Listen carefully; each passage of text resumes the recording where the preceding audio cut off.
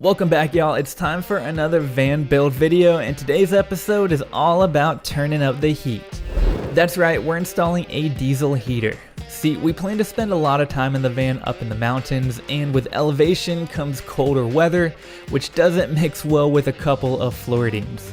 At first, we bought a mini electric heater, but we quickly found out that it used way too much energy, so we decided to purchase a diesel heater instead. Running off of only 12 volts, these are super energy efficient, and since it burns diesel, that allows us to just tap it into our van's existing diesel fuel tank. Now, there are a lot of name brand diesel heaters that have really good reviews, but we opted for one of the Chinese heaters off of Amazon since we're balling on a budget. This one actually came in at under $200. We'll see how it holds up, but the reviews are pretty good. We decided that the best spot to mount the heater was under our passenger seat, so we went to work removing the seat to get it out of our way.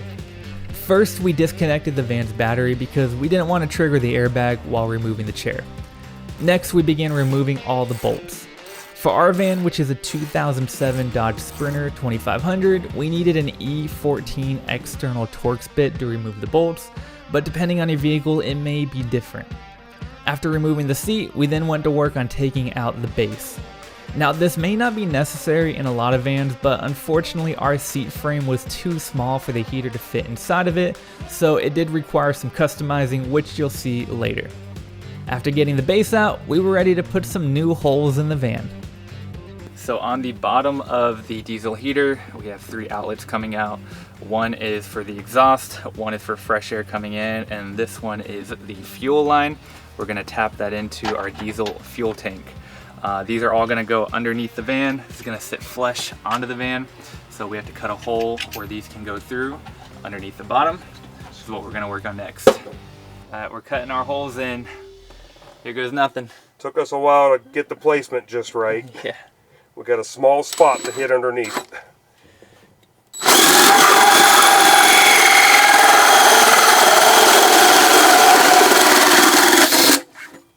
Whoa. Can you see the ground? I can. Okay, good. There you go. After cutting out the holes, it was time to paint. So we sanded down the rust and put a fresh coat of paint on. This was to prevent the exposed metal in the holes we just cut from rusting and to slow down any existing rust. It was about this time that it started raining on us, but there was still work to do, so the show must go on.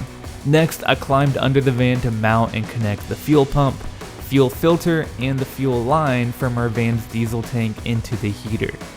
I also mounted the exhaust for the heater under here as well. We purchased this extra long exhaust pipe and ran it all the way to the back of the van away from the heater just to ensure that it wouldn't pull any of the exhaust back into the van. Alright, so it is definitely raining. We're inside the van. Fortunately, we've pretty much finished everything underneath the van. So we're working on the electric wiring inside the van while it rains. It's a little cramped in here and a little tight because we got tools everywhere. But yeah, my dad's working on it. I need stuff in the shed. I can go grab it. Shout out to my dad. Hello. We couldn't do this without him. Cool. So my dad got the wiring done. It's all hidden behind here. We already had a positive wire coming up here that wasn't being used, so we connected it into that, and then we grounded it onto the chassis under the chair. Right up front, that little black wire.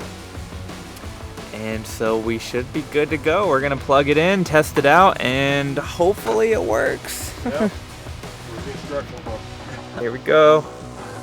Plugging it in.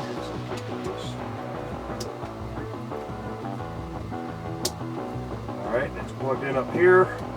And just like that, we had heat. We got heat. Let's go.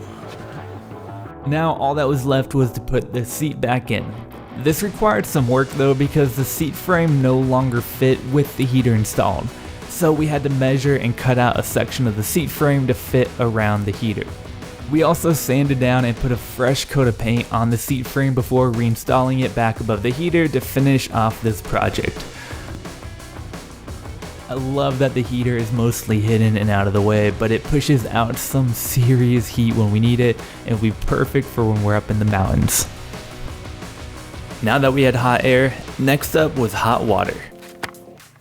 We are so close to having the van ready, but there's one big project left. We gotta install a water heater. So today we're gonna work on that, which means we gotta run to Lowe's to buy all the new plumbing.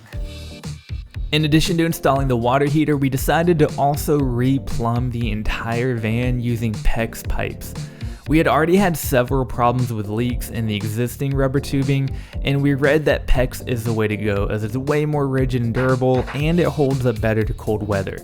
Plus, it's pretty easy to install as explained here by past me. Alright, so for our new plumbing material, we are using this PEX tubing. I've never used it before, but it seems really easy. A lot of people recommend it on YouTube. Pretty much you just cut whatever size piece you need, and then you buy these fittings. There's all sorts of different fittings. This is like a T, there's right angles, there's straight pieces. And then pretty much you just snap it in. You get one of these little crimpers, you slide that on, and then you use this crimping tool to crimp it down, and that's pretty much it. You're good to go. So we're gonna cut a lot of these pieces. We have a lot of different connectors, and we're gonna use that to run all over our van, from our shower to the back shower to the sink. So let's do it. So first we drained the water and removed the old cold water tubing. We got the old pipe out. Let's get the new stuff in. Then we ran and installed all our new PEX pipes to replace the old tubing, while also adding in the hot water pipes as well. This took pretty much a full day just figuring out how to run everything, but here's how it turned out. As you can see, this is our kitchen sink. We got the hot water and cold water pipes coming out. They run through this cabinet. They run past here through the other side of the cabinet, and they come out here. We then have them branching down to T's. Part of the T runs back to the water pump and to the outdoor shower.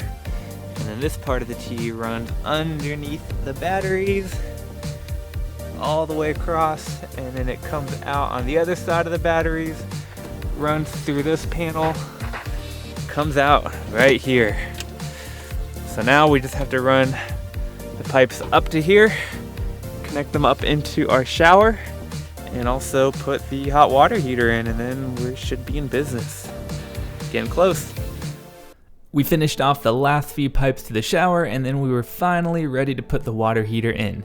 We secured it down using ratchet straps and plugged it into this AC outlet that we installed and fired it up for the moment of truth.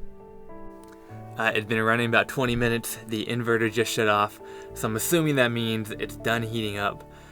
So we're gonna try it out. We're gonna turn the hot water on, and fingers crossed, I hope this works. I'm a little nervous, but let's find out. All right, here we go.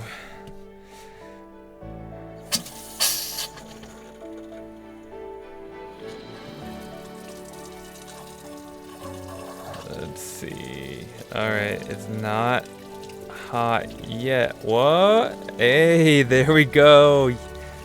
That is hot. That's actually really hot. That's like too hot, but that works. Let's go. All right, we're about done for the night, but check out this sunset. Epic. All right, hot water heater is officially installed. That means we now have all of our major projects done. We got the hot water heater, the diesel heater, we've redone the electricity, we've redone all the plumbing. We've done a lot, and we're super excited. We still have some small stuff left. There's actually a lot of small things left, but it's coming along.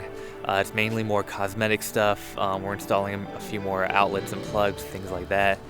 But I think we should be getting ready to go soon. And we got a gorgeous sunset.